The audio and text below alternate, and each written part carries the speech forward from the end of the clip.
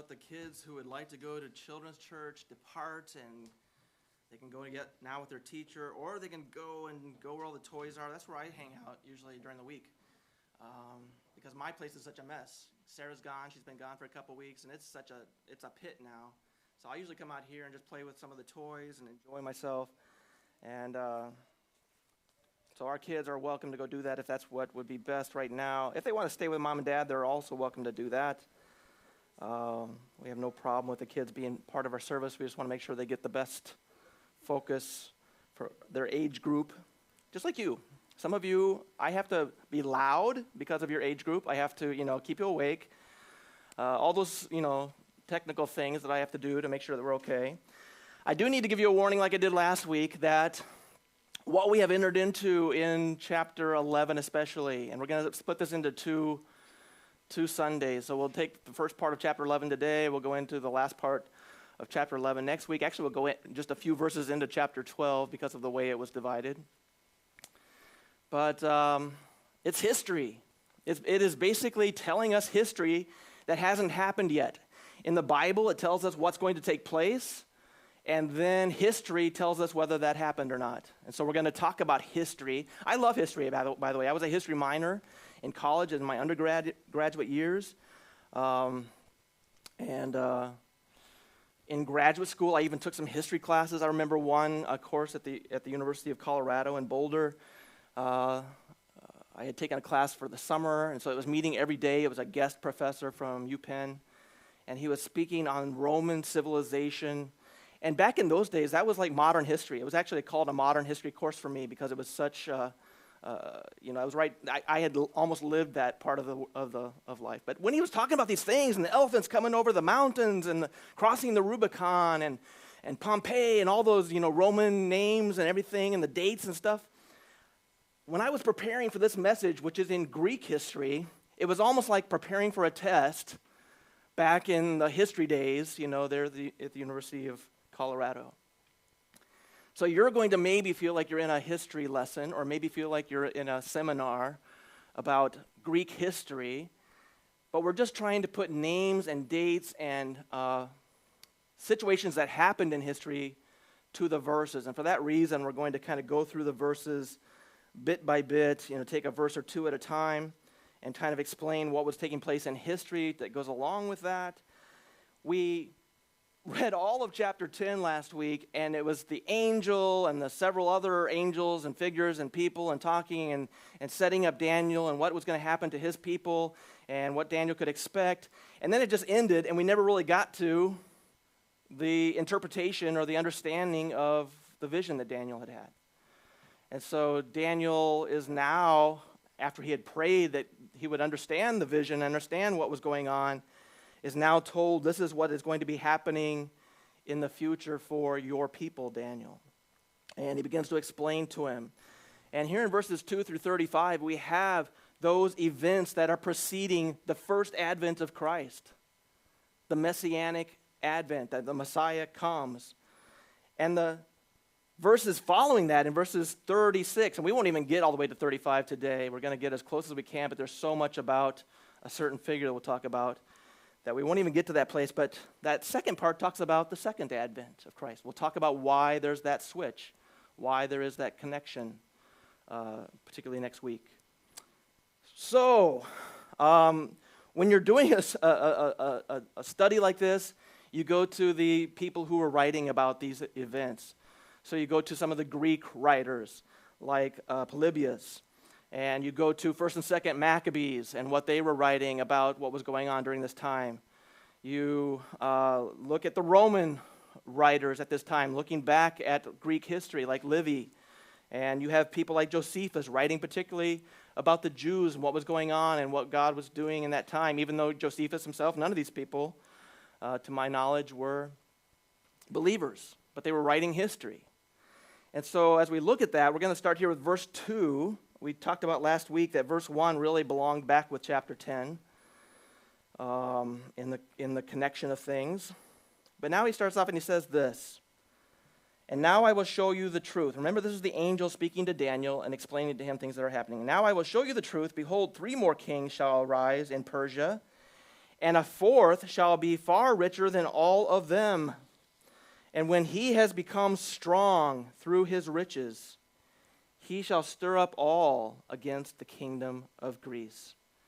So where are we now in our understanding? We're at that place where, when we were talking about the ram and the goat, remember we were talking about Persia and Greece back in chapter 8. Back in chapter 2, Nebuchadnezzar had that big vision of a statue, of a personage, and the second and third kingdoms of that image.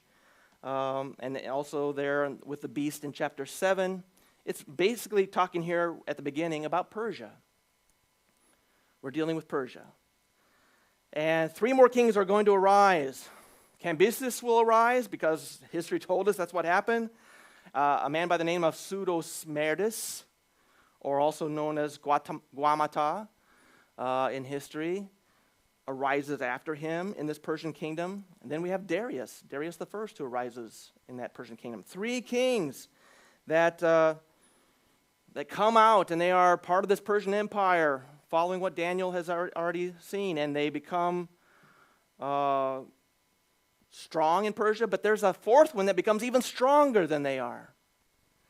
And he attacks Greece, just as it was predicted here. There was this 4th person who attacked Greece. His name was Xerxes the First. His name was Ahasuerus. When we turn to Esther, the book of Esther, we look at the beginning of Esther, and it says, in the reign of King Ahasuerus, exactly this person, this situation where Ahasuerus was somebody, it says actually there in Esther that Ahasuerus had his reign from India all the way to Ethiopia. And this is this battling king, this just as it was predicted here, this Xerxes, this Ahasuerus comes, and he attacks Greece in 480 BC. And Herodotus, a historian, estimated that he went up into Greece with nearly 1 million men to take over this territory, to take over Greece. Where are we time-wise? That is like between chapters 1 and 2 of Esther, that he goes up to do this battle. And virtually he just takes over Greece, most all of Greece. And he's happy, he's, doing well, everything seems to be going well. Then some challenges start to happen. His navy loses a battle in Salamis. And he's kind of figuring out what do I do with this? He leaves about 100,000 men with one of his commanders, Mardonius, and he takes off for Asia Minor. And he's trying to, figure out what his next move is going to be. Look at verses 3 and 4 here in our text. We have a man by the name of Alexander the Great that rises out of this. It says, "Then a mighty king shall arise, who shall rule with great dominion and do as he wills. And as soon as he has risen, his kingdom shall be broken and divided toward the 4 winds of heaven, but not to his posterity, nor according to the authority with which he ruled.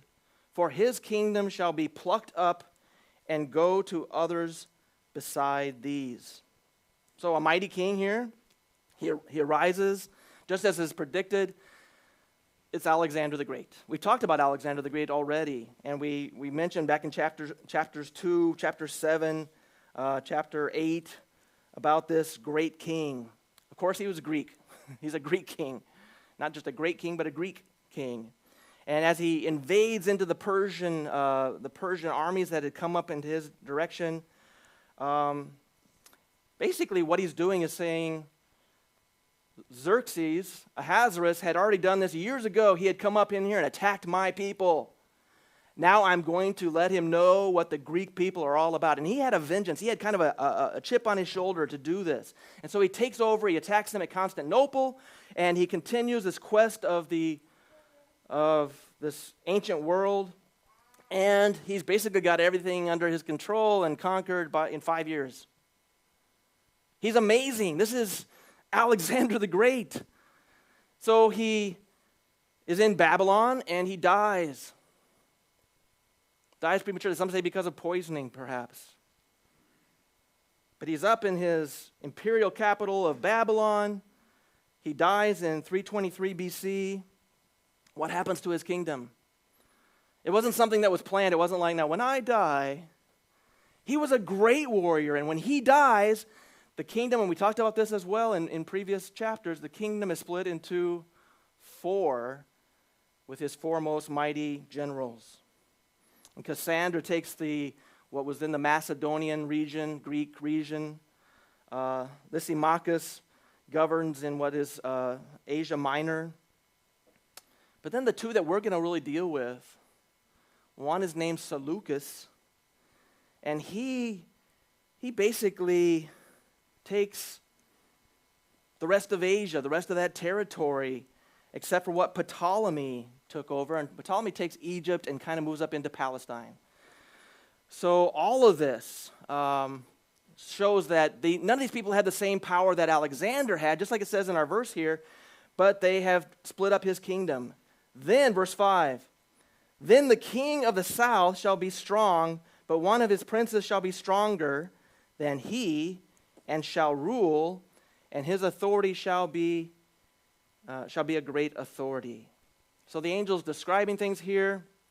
Talks about the king of the south. He'll talk about the king of the north. And why are they talking about kings of the south and king of the north? It's basically in relationship to Israel. Okay? Remember, he's talking about your people, Daniel.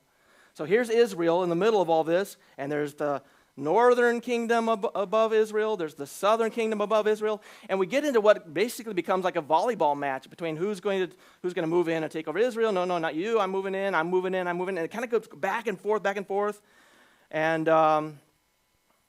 it's about the land of Daniel and his people. So down in the south, we get told who that kingdom is very quickly. It's in verse 8, it tells us it's Egypt, ruled by Ptolemy, that general, remember? And all of his descendants. And then you have, up in the north, you have Syria, and it's ruled by Seleucus the first, all of his descendants that come after him, and what's in between? The Holy Land. Israel's in the in-between region. And it becomes the thing to fight over, the thing to battle over. Now, you have to remember that it wasn't just one king. And when it talks about the king of the south and king of the north, they just kept replacing each other with another Seleucid or another Ptolemy. Ptolemy the second and third and fourth and fifth and seventh. So when we're talking about that king, don't just think it was one person that lasted for like this 450-year period of time. It was the position, it was the title that was given to those people. So back in 304 BC, Ptolemy down in Egypt, remember, he declares himself to be the king of Egypt.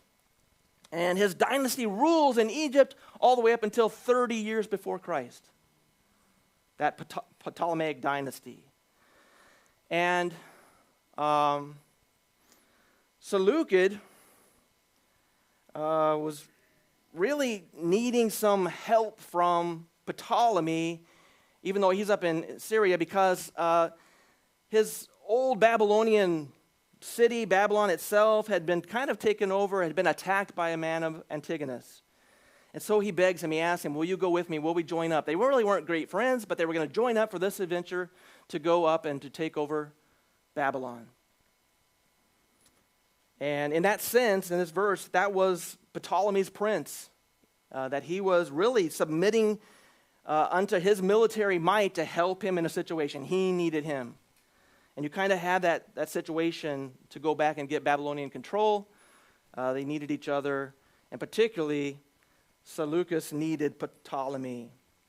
Eventually, Seleucus basically owned all of Babylonia, all of Media, all of Syria, and it became a territory much bigger than what Ptolemy had. And he, too, a year later, after Ptolemy assumed that he was a king of Egypt, he calls himself the king of his own dynasty there in that large region, and his kingdom lasts until about 64 BC. So you have this north and south battle going on. Look at verse 6. After some years they shall make an alliance, and the daughter of the king of the south shall come to the king of the north to make an agreement. But she shall not retain the strength of her arm, and he and his arm shall not endure, but she shall be given up, and her attendants, he who fathered her, and he who supported her in those times. So the Ptolemy dies. He leaves his throne to his son, who is another Ptolemy, but also named Philadelphus.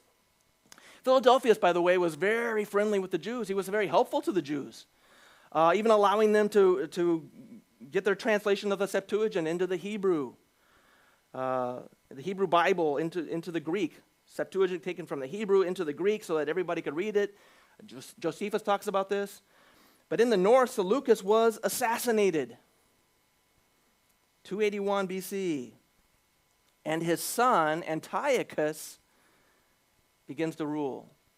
Antiochus dies. And then you have Antiochus II. And Ptolemy of Egypt and Antiochus of Syria, they were not at all friends. They were bitter enemies with each other.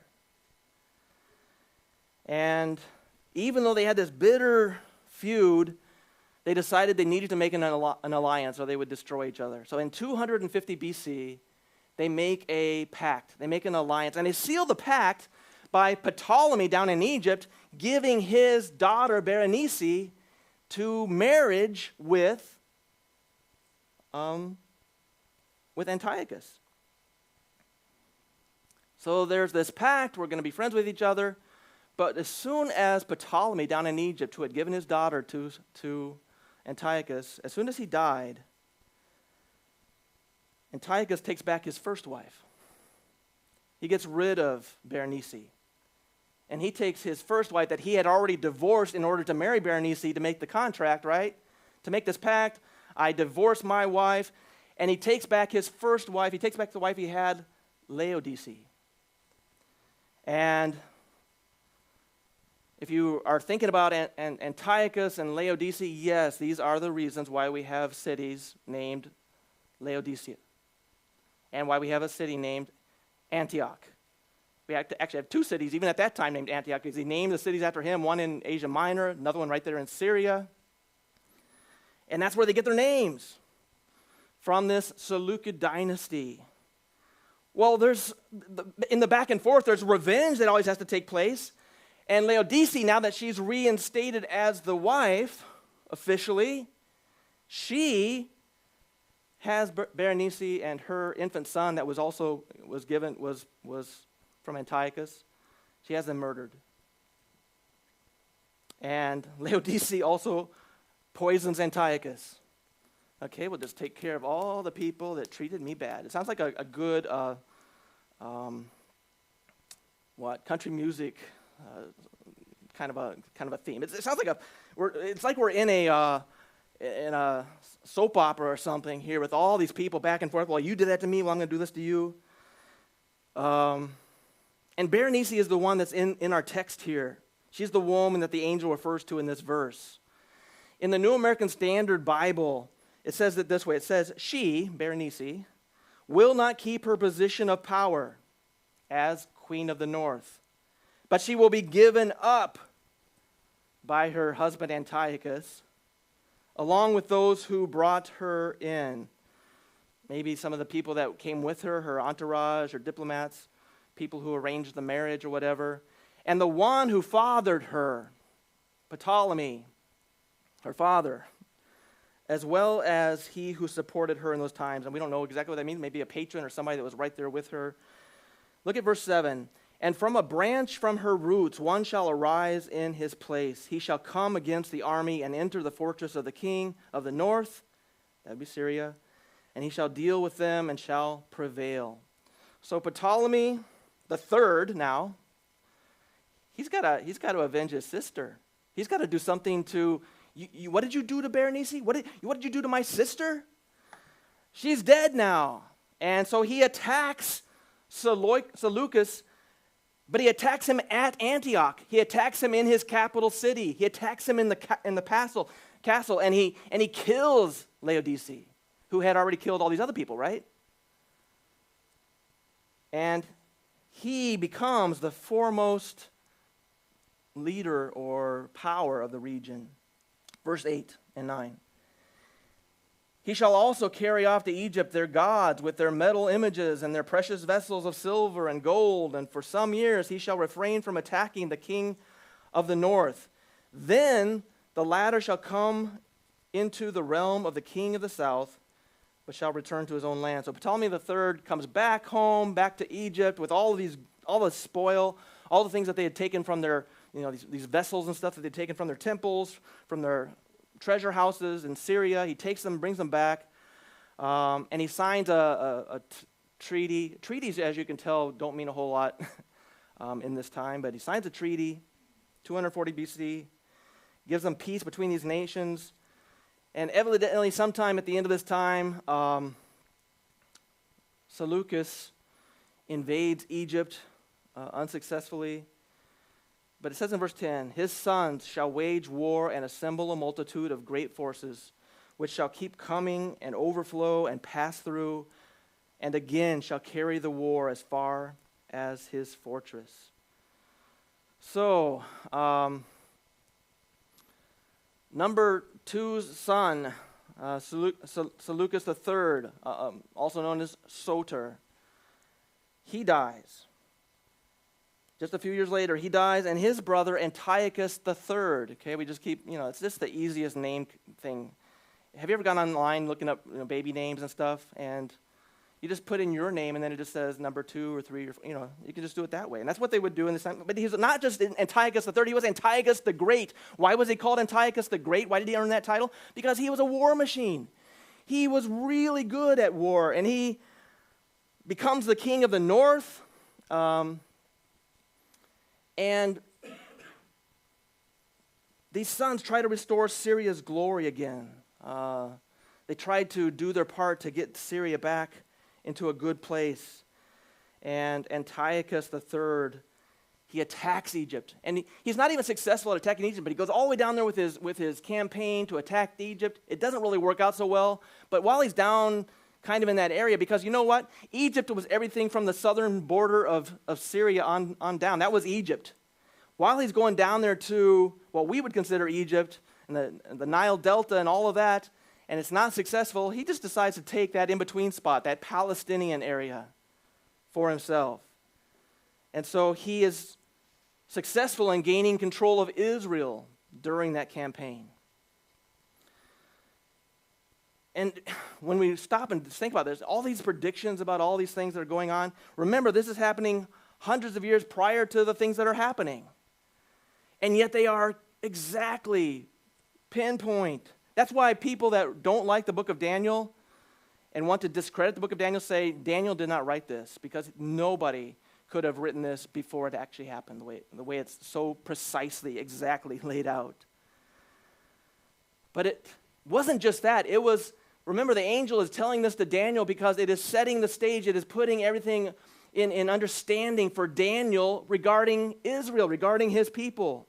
That's the revelation. That's why this revelation is given to Daniel. Look at verse 11. Then the king of the south, moved with rage, shall come out and fight against the king of the north. And he shall raise a great multitude, but it shall be given into his hand.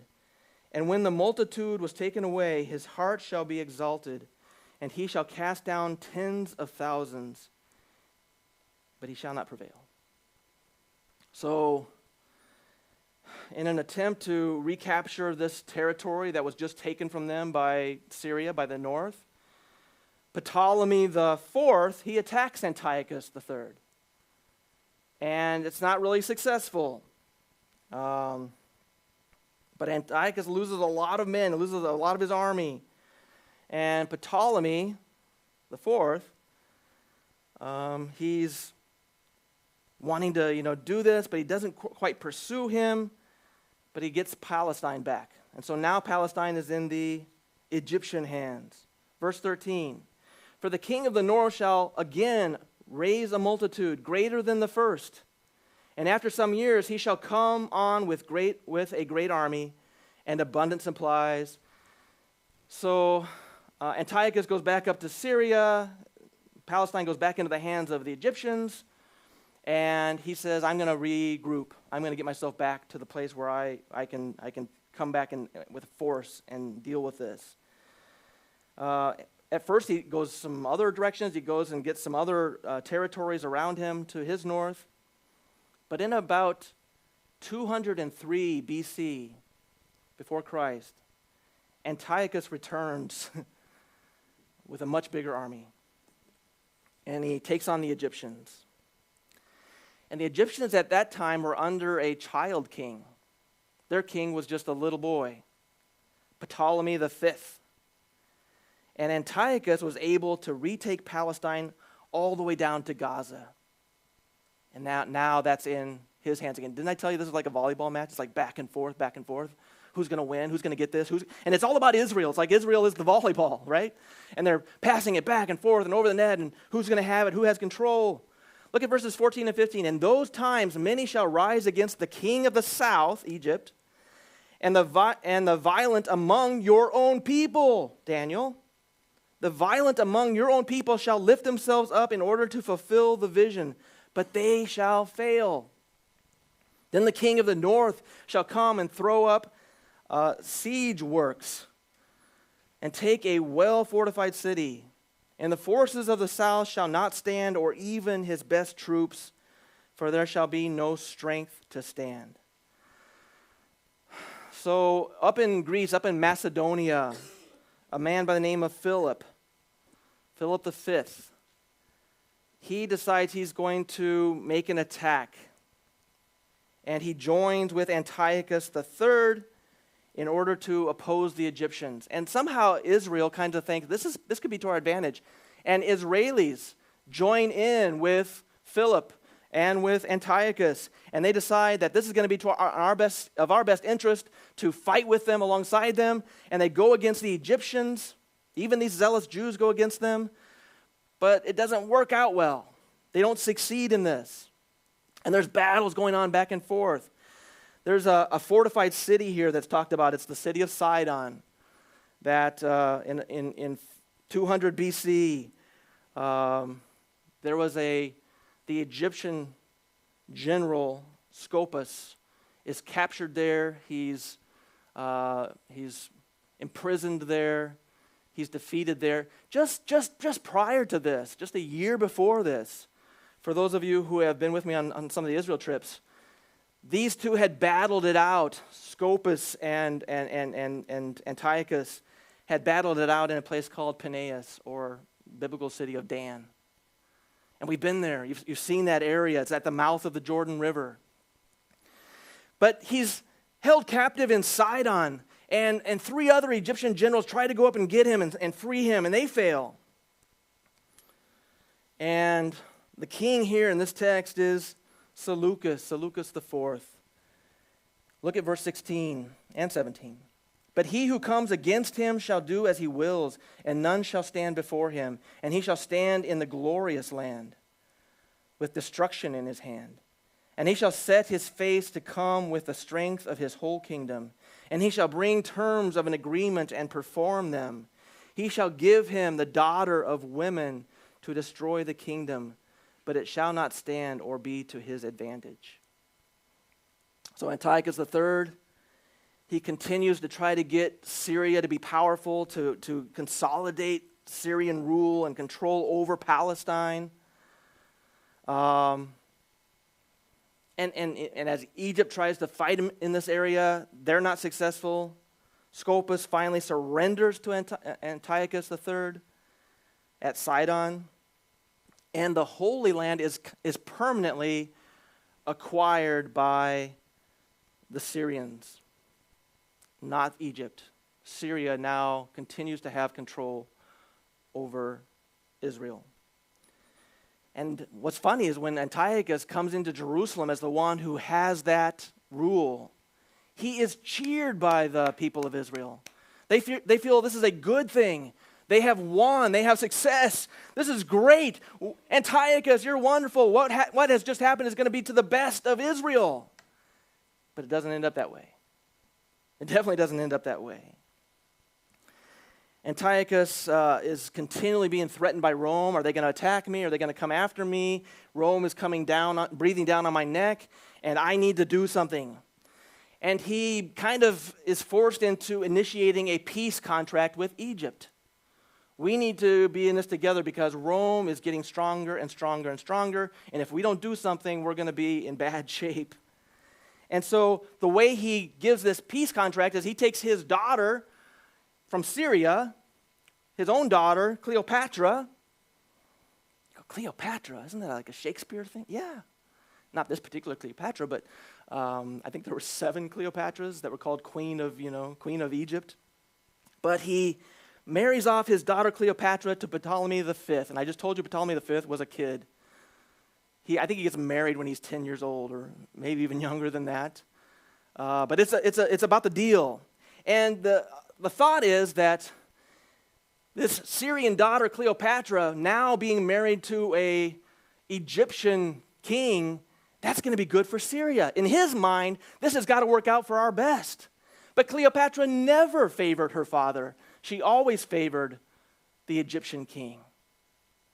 Even while he was just a boy, even while he was just a kid, she was consistently siding against her dad and with her husband. In verses 18 and 19, afterward, he shall turn his face to the coastlands and shall capture many of them. But a commander shall put an end to his insolence. Indeed, he shall turn his insolence back upon him. Then he shall turn his face back toward the fortress of his own land, but he shall stumble and fall, and shall not be found. Antiochus thinks, okay, I'm not getting any help from my daughter down there in Egypt. I'm going to turn and I'm going to start dealing with Asia Minor and Greece. I'm going to start taking over these territories. And basically his mindset is, I've got to get the Romans out of these territories who are kind of seeping in and becoming more prominent. I need to get Rome out of here because Rome is breathing down my neck. But he had no idea how powerful Rome was becoming and how powerful even Rome was at that time. A commander named Claudius Scipio just pushes him back. He's not successful. And he's the commander that fulfills the verse here that we have. Antiochus returns to Antioch. He dies a year later. It doesn't go well. He's trying to rebuild Alexander the Great's empire again, but he's trying to do it in his name and in his authority, and it doesn't work. It fails miserably. And again, because he really underestimated the power of the Roman Empire, the Rome that was becoming over these days an empire. Verse 20, then shall arise in his place one who shall send an exactor of tribute for the glory of the kingdom. But within a few days he shall be broken, neither in anger nor in battle.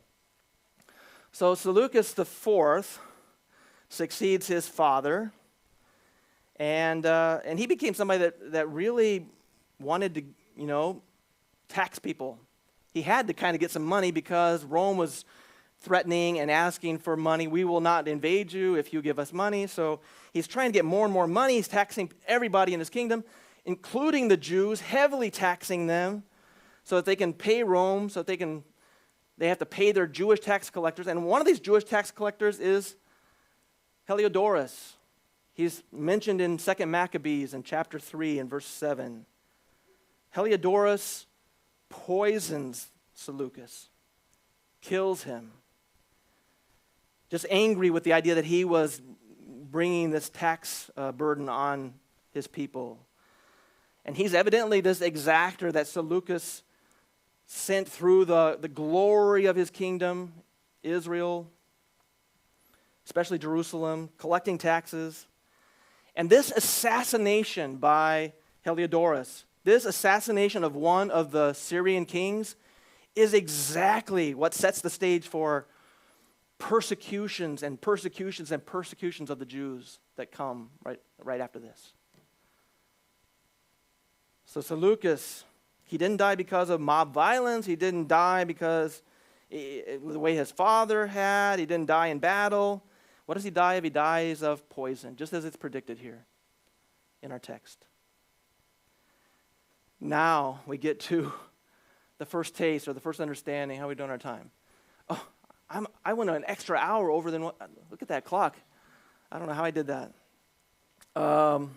We get to Antiochus Epiphanes. We've already talked about Antiochus Epiphanes. We talked about him in chapter 8. We talked about him even to some degree when we were talking about the little horn, and we mentioned who this person is, and some of the things will be repeated for you. But in verses 21 through, basically through 35, we get this persecutor, this man by the name of Antiochus Epiphanes. Verse 21 introduces this and says, "In his place shall arise a contemptible person, to whom royal majesty has not been given. He shall come in without warning and obtain the kingdom by flatteries. Armies shall be utterly swept away before him and broken, and even the prince of the covenant."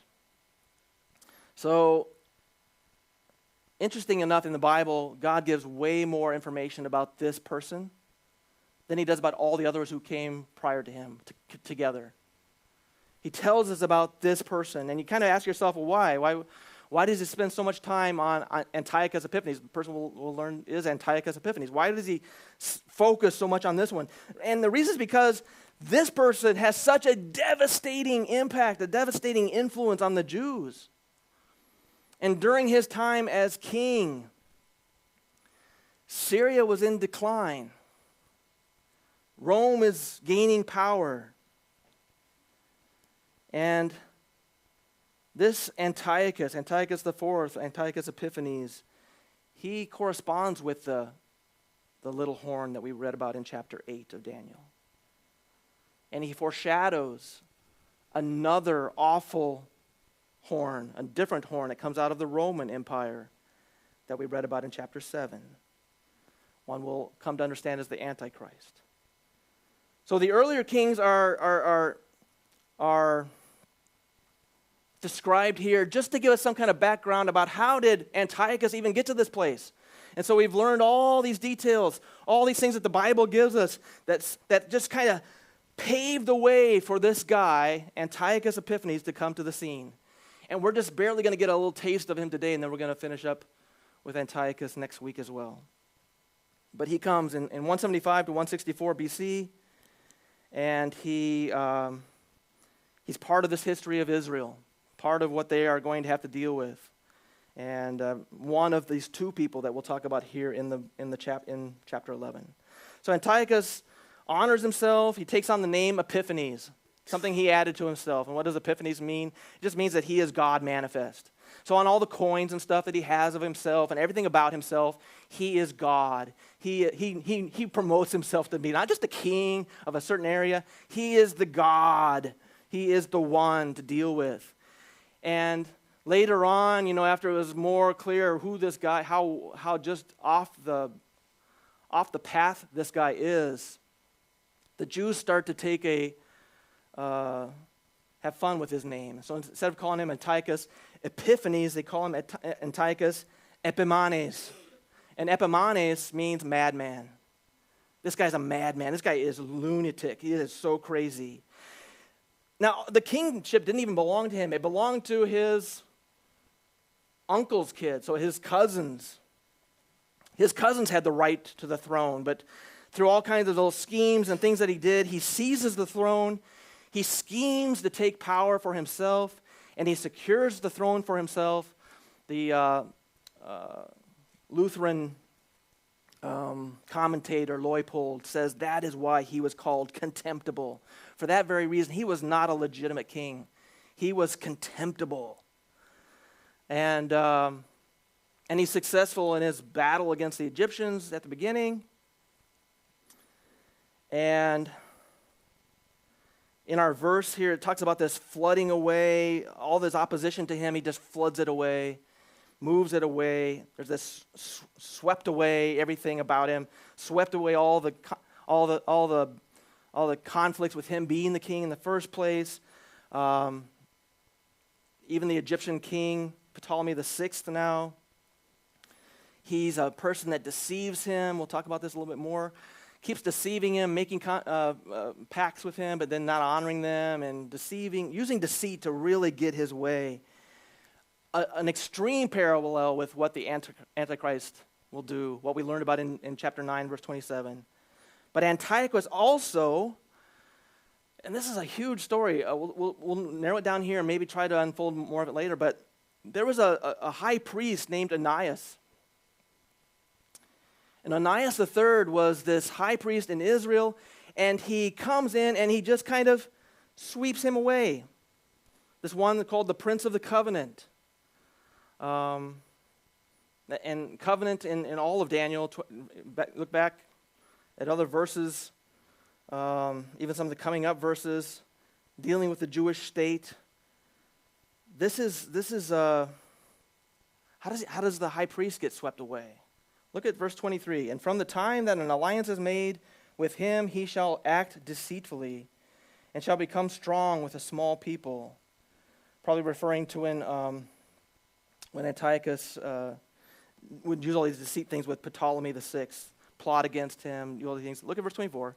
Without warning, he shall come into the richest parts of the province, and he shall do what neither his fathers nor his fathers' fathers have done, scattering among them plunder, spoil, and goods. He shall devise plans against strongholds, but only for a time. So what Antiochus would do is he would go and he would plunder villages and stuff, but he wouldn't use it for his own, coffers. He wouldn't do it so that he became rich. He would go and plunder stuff so he could use stuff as bribes. He was the bribe guy, and he loved bribes, and that's exactly how he's able to move out Onias. But he takes bribes, he manipulates people. First Maccabees chapter 3 and verse 30 talks about this. He does all of these things, strategic things, bribery, strategizing in order to consolidate his power. And verse 25 says this, and he shall stir up his power and his heart against the king of the south with a great army, and the king of the south shall wage war with exceedingly great and mighty army, but he shall not stand, for plots shall be devised against him. So when Antiochus gets very powerful and he gets big, he marches his army down against Ptolemy now. He had been kind of giving him some assurances, but he goes against him in 170 BC, and it is his first campaign against Egypt. And he's able to get all the way down into the Nile Delta before the Egyptians even realized that he had brought his armies that far into their territory. He always would pretend to be an ally, pretend to be a friend of Egypt, but now he's coming in as an enemy. And he's taken advantage of the assurances he had given. And notice that in our text, it highlights the idea that Antiochus is so deceitful.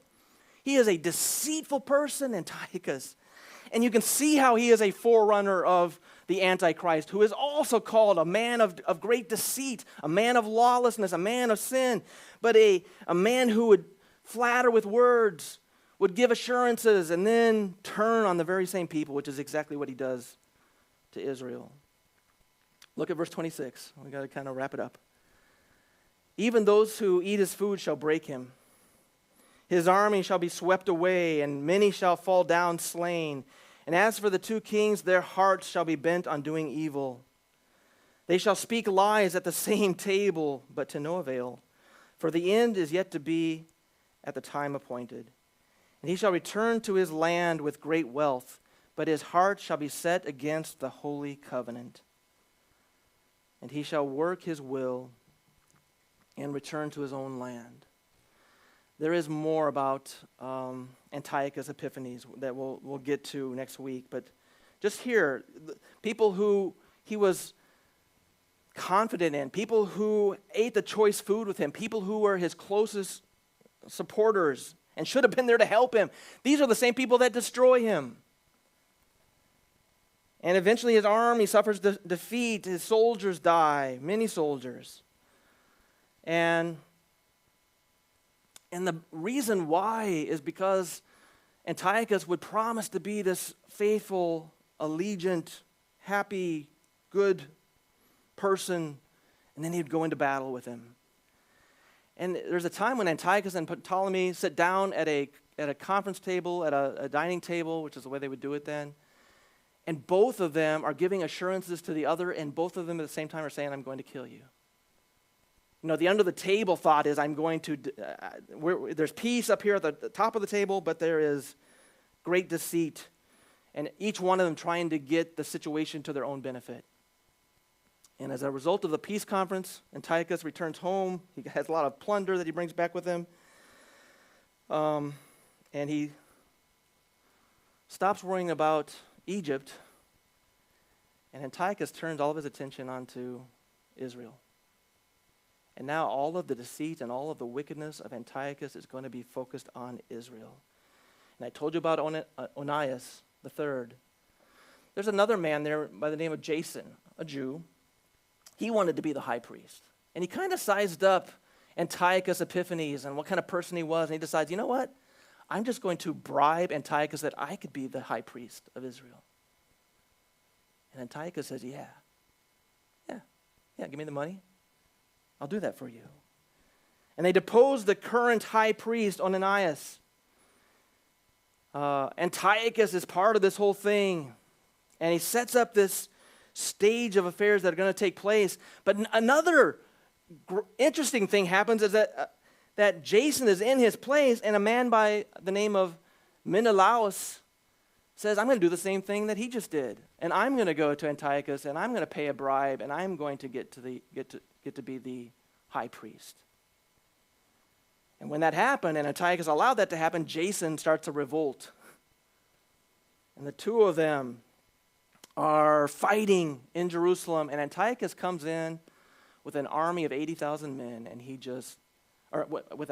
decimates 80,000 Jews. And desecrates the temple. This happens in 168 BC. We're going to talk about that next time. Okay? Here's what I want you to walk away with. God is interested in Israel, and Daniel knowing what's going to happen with his people. And he's given all these details. The details are enormous. The details are so precise. And for that very reason, people who don't hold to the Word of God is given to us and protected by God and is precise and exact, they would say there is no way a Daniel of 500 and whatever, 550 BC could be writing about these things that are taking place all the way down into 100, 150 years before Christ. No way. No way he would know the details and the precision and how this works. And yet, that's exactly what we have here. And me giving you details, filling in details for what was written long before, is to assure us that God knows what's going to take place. He knows what's going to happen with you. He knows what's happening with the future events. He's a God we can trust and understand that he has it all under control. Sometimes, even now, this week, I'm thinking, how evil can evil become in the world we live in? How far can it go? How much can the deceit be? How much can we take common sense truth and totally twist it to say that men can become pregnant as well? Or that you name about 1,000 different things that our culture has suddenly turned on its head to say truth is not truth anymore. And that battle against our brains and against our minds and our souls basically becomes something that we say, how can this continue to keep going on? God has our future in control. Do not think that it just all of a sudden loses, he somehow loses control of things and it all goes awry. So as we come back to our history lesson next week, come ready. Come ready to know this. All history is his story. All history is what God is doing. In this case, God is wanting to point out to Daniel what's going to happen from both north and south with his people, what's going to take place. And it gets much, much worse when we get into next week with what's going to happen with Israel. All right, we need to close on a word of prayer. And then I think we'll close in a song as well. It's kind of a new song perhaps for you, but it's a great song, a song that just basically is a kind of a morning devotion or a morning prayer about how we feel about God. Let's pray. Father, you are an amazing God, and so as we go through these piece by piece facts of what's taking place, and we match them up with what you said would happen, what you sent an angel to tell Daniel would take place. I can't even imagine that Daniel had any clue how severe and how precise all of this was. But he said he understood it. He said this vision was something he got. I don't know if we even understand it, Father. I don't know if we really get what's taking place here, because it is amazing that you are the God who cares in such a way that you establish for us an understanding of what it's all about, why we're even here, why we're on this earth, what our part is, what we're to do, how we're to be informed and to know things that are down the road. So, Father, thank you for that. Thank you for your amazing guidance, not just your amazing knowledge. You are all-knowing, but you're also the God who brings us along to know and to understand things that are critical to our well-being. And we thank you for that. And we pray that you would continue to guide us through this book of Daniel in the days to come. And we pray this in Jesus' name. Amen.